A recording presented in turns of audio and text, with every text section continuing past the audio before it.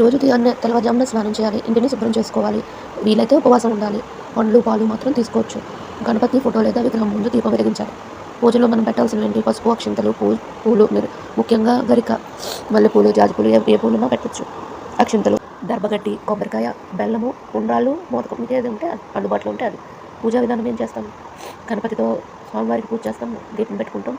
ఓం గం గణపతియే నమః 21 లేదా 108 సార్లు చదవాలి. గణేష్ అష్టోత్తరం వీలైతే చదవచ్చు.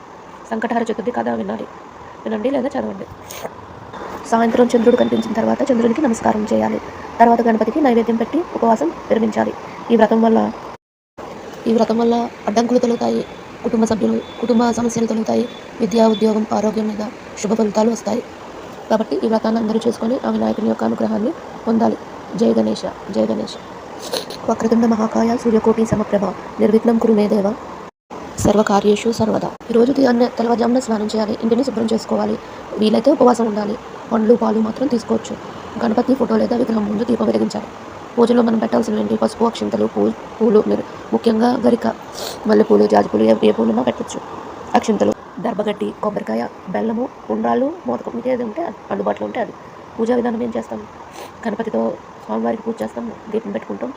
ఓం గం గణపతియే నమః 21 లేదా 108 సార్లు చదవాలి. గణేష్ అష్టోత్తరం వీలైతే చదవచ్చు.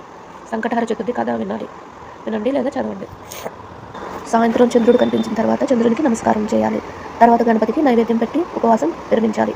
ఈ వ్రతం వల్ల అడ్డంకులు తొలుగుతాయి. కుటుంబ సమస్యలు తొలుగుతాయి. విద్య, ఉద్యోగం, ఆరోగ్యం మీద శుభ ఫలితాలు వస్తాయి. కాబట్టి ఈ వ్రతాన్ని అందరూ చేసుకొని ఆ వినాయకుని యొక్క అనుగ్రహాన్ని పొందాలి. జయ గణేష, జయ గణేష. వక్రతుండ మహాకాయ సూర్యకోటి సమప్రభ నిర్విఘ్నం కురు మే దేవ సర్వకార్యేషు సర్వదా.